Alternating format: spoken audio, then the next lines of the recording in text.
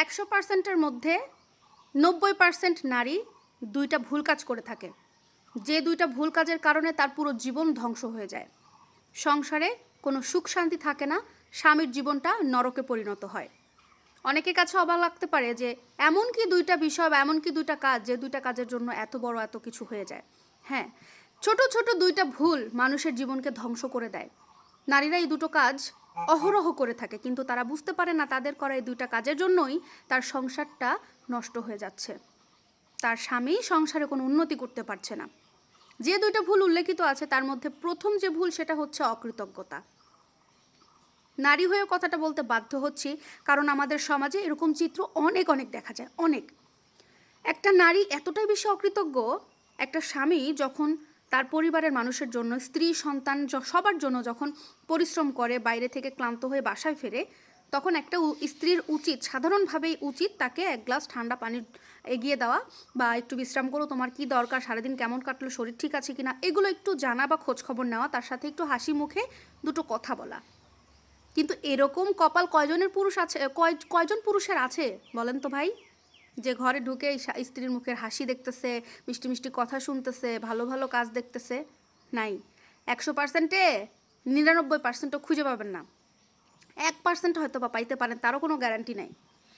কিন্তু যে কাজগুলো করে নারীরা, তা হচ্ছে স্বামী ঘরে ঢোকার সাথে সাথে সারাদিন যে জমিয়ে রাখছে অভিযোগগুলো, ফোন দিছি ফোন ধরে নাই, ওয়েটিং দেখছি, কার সাথে মিটিংয়ে ছিল, কার সাথে কই গেছিল, কেন ফোনটা কেটে দিছিল, আসতে কেন দেরি হইল, আমার বাসায় চাল নাই, আমার বাসায় ডাউল নাই, চুলা জ্বালাবো তার আগুন নাই, এই ঘ্যান ঘ্যান প্যান প্যান তেন তেন বলে কানটা একদম ঝালাপালা করে ফেলে ওই মুহূর্তেই।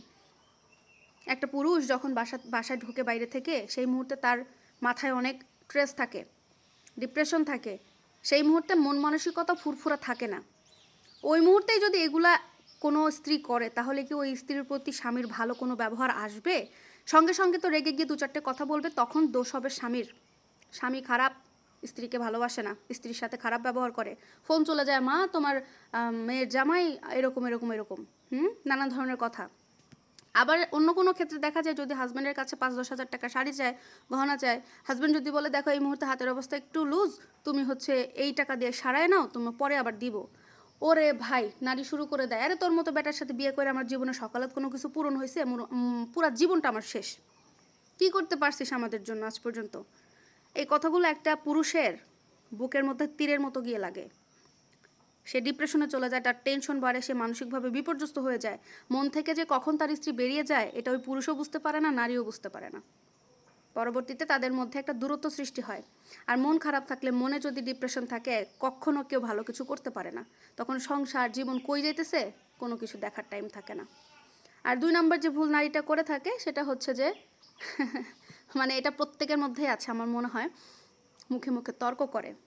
বর্তমান সমাজে এমন একটা সিচুয়েশন তৈরি হয়েছে যে হাজব্যান্ডের সাথে মুখে মুখে তর্ক করতে না পারলে, অতিরিক্ত জিদ দেখাইতে না পারলে, পেটের ভাত নারীদের হজম হয় না।